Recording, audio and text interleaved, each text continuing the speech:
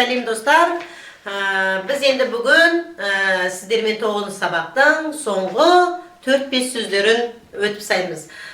Сіздер ойламаңыздар, неге бұл сабақты сонша көп бөліп өтіліп, әрбір сабақта аз-аз сөзден болып қалды деп. Өйткені бұл 9 сабақта өздеріңіз көріп отырсыздар, экономикалық қарым-қатынас болғаннан кейін кейбір ақша атаулары, кейбір қарым-қатынастық бизнеске байланысты кейбір тың сөздер бар. Сондықтан бір сағатта, мысалы бір 10-15 минуттық сабақта сіздерге 4-5 сөз өтілсе де, оны сіздер азырқан баударыңыз керек. Өйткені наоборот, сіздер сол аз берілген сағатта сабақтарды жақсырақ үйреніп алуларыңызға болады. Ол ары қарай сабақ үзіліп қалмайды. Мен ары қарай тағы да YouTube'дан келесі сандарды аша беріңіздер. Келесі сандарда мен ары қарай жалғасты бере берем.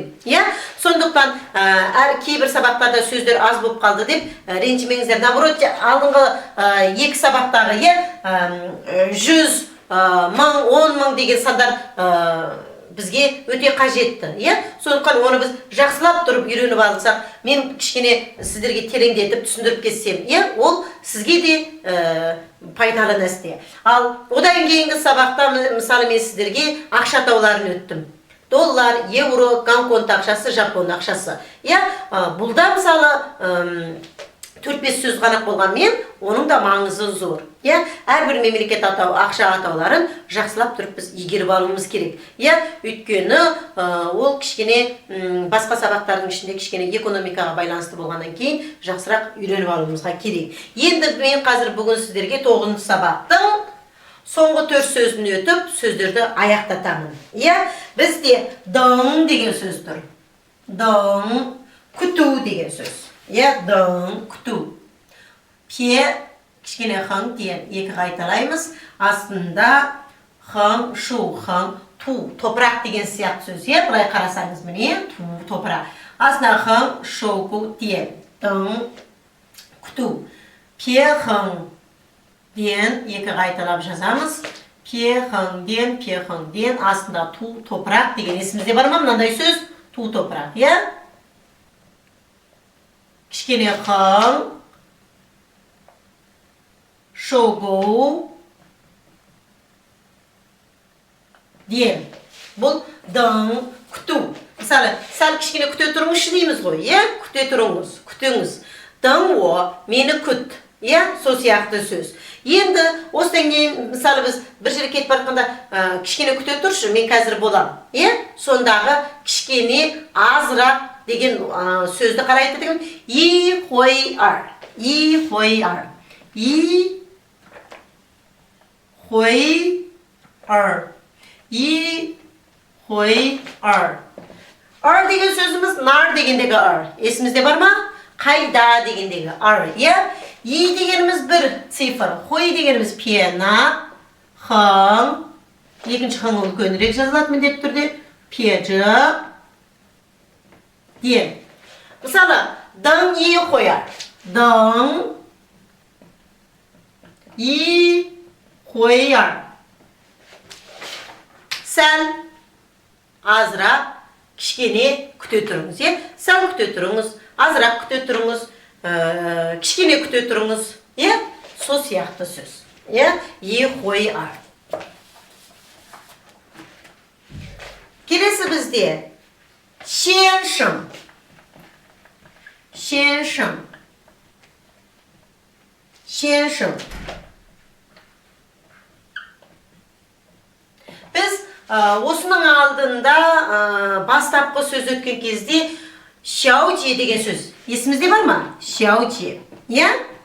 Бұл 15 жастан жоғары тұрмысқа шыққанға дейінгі тұрмысқа шықпаған қыздар. Қыздардың атауын қалай айттық? Шаучи деп айттық. Бұл жас қыздарды, мысалы біз Қазақстанда бір магазинге барсақ, мысалы кісілерді қалай айтамыз? Қыздар деп шақырамыз ғой. Сол сияқты Қытайдағы қыз баланы шақыру атауы шаучи. Енді бір жердегі мына шеншің деген сөзіміз мырза. Бұл ер адамдарды шақыру несі, аталуы, шақыруы. Пе, хы, шу. Астында үлкен хың, 撇шу әңгу шың пе хың шу хың бұл сеншің мырза біздің қазақ тіліндегі шақыру шаужие бикеш мысалы біз енді өзімізге де белгілі ғой мысалы мырзалар деп шақырамыз сол сияқты ер адамның шақыру атауы. Келесі сөзіміз соңғы сөз шу деген сөз санау ақша санау сан санау әртүрлі шу санау үсті немене күріш асты әйел пехың пена жалпы санап есептеуге келген кезде әйел адам ер адамға қарағанда жүйрігірек болады. Не үшін десек, мына сөзде дәлел астында не тұр? Әйел деген сөз. Әйел адам ұсақтап отырып, семьяның жағдайында да қайтеді, экономиканда жақсы есептеп санай аламыз. Өйткені күріш деген сөз. Күріш қандай? Өте ұсақ. Сондықтан әйел адам барлығын ұсақтап отырып қайтеміз, санаймыз деген мағынада білдіреді. Мен жерде күрішті жазамыз, ми, астында әйелді жазамыз. Сосын кейін мен жердегісін енді көрсетемін. Пе кішкентай, қан, пе үлкенірек, шу деген сөз, сана.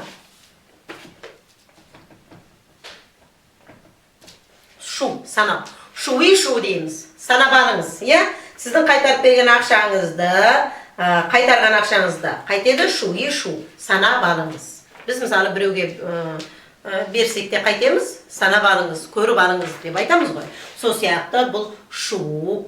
Мен алдыңғы 1-2 сағаттағы сөздердің оқылуын былай айтып кеттім де, былай алдындағы сияқты дұрыстап бір оқып бермеген сияқтымын. Қазір мен сіздерге барлығын жалпы қосып, бәрін оқып шығамыз. Жалпы 9-шы сабақтың сөздерін бәрін бірақ оқып шығамын. Сіздер назар салып отырыңыздар. Бұны әдемілеп отырып жазып аласыздар. Енді кезек оқуда. Мен барлығын сіздерге том белгісі бойынша оқып беремін. Сіздер сол бойынша оқып үйренгендеріңізге болады. Мысалы, мынау 3-ші томмен тұр.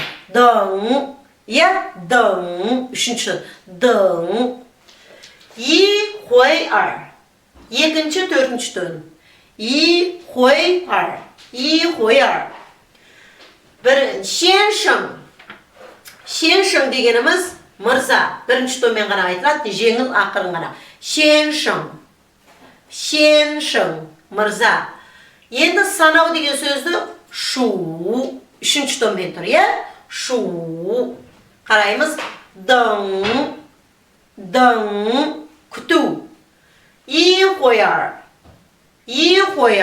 сәл азырақ кішкене. Шеншің, мырза. Шу, санау. Дың, и қояр, шеншің, шу. 下午 түстен кейін 上午 түске дейін 图书馆 кітапхана 要 керек 换 ауыстыру 小姐 бикеш 营业员 банк қызметкерлері 人民币 халық ақшасы 营业员 көбінде операторларды айтамыз,人民 халық, бай 100, 千 мың, 万 10 мың, 美元 доллар, 港币 港конт ақшасы, 日元 жапон ақшасы, 欧元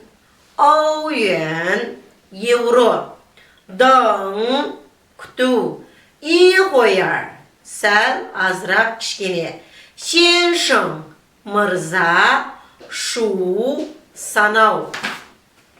Бұл жерде бай 3-ші томмен айтылады, бай, чен 1-ші томмен айтылады, мың дегеніміз, жаңағы бәйіміз 100, ченіміз 1000. Чен Birinci domen. When 10.000 degenimiz 4-cü domen aytıladi. When. Mei yuan. Mei degenimiz 3-cü, yuanimiz 2-cü domen. Mei yuan. Mei yuan. Gambi. Gangkon takşası 3-cü ton, 4-cü domen gitedi. Gambi. Rı yuan. Japon akşası 4-cü, 2-cü domen. Rı yuan. Rı yuan. Al o yuan. O yuan degenimiz euro. Birinci, 2-cü domen aytıladi. O yuan. Ya, mine bu жалпы 9-cı sabaqtın jeke sözü. Negizi bu bizde özünün nesi boyunca 13 söz dep berilgen, biroq bu 13 söz bolmaydı. 16, 17, 18, 19, 20 söz. Negizi осы sabaqta, 8 sabaqta, 9 sabaqta 20 söz. Өйткені кейбір сөздерді, мысалы, renminbi дегендегі халық ақшасында астына renmin кішігірім түсіндіріп кеткен халық деп, оны мен сіздерге жалпы бірақ сөз ретінде барлығын өтіп бердім. Мысалы, renminbi дегендегі renmin деген халық, renminbi болса халық ақшасы. Мысалы, мен жерде бізге бәй деген сөзді 100 деген санды ғанақ беріп кеткен, ары қарай чен, вәнді чай кішігірім түсіндіріп кеткен. Оны да мысалы 100, 1000, 10.000 деп мен сіздерге ары қарай түсіндіріп жатырмын. Өйткені кішкене кеңірек болсын, одарға цифр қоймай 13 сөз дегенмен жалпы бізде 9-cı сабақта 20 сөз оқыдық. Шау түстен кейін, шау түске дейін, тушугуан кітапхана яу керек, хуан ауыстыру, шауже бикеш, еңе қызметкерлер банып, renminbi халық ақшасы, renmin халық, бәй 100, чен 1000, вән 10.000, мei yuan доллар, гамби гонконг ақшасы, ры yuan жапон ақшасы, оу yuan евро, дің күту, и қояр сәл азырақ кішкене күтіңіз дегенде, сеншің мырза, шу бұл санау. Жақсы достар, міне бұл бізде бүгін 9-cı сабақтың жалпы 20 сөзін мен сіздермен бүгін аяқтаттым.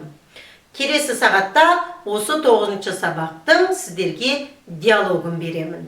Сіздерге сәттілік тілеймін, сау болыңыздар.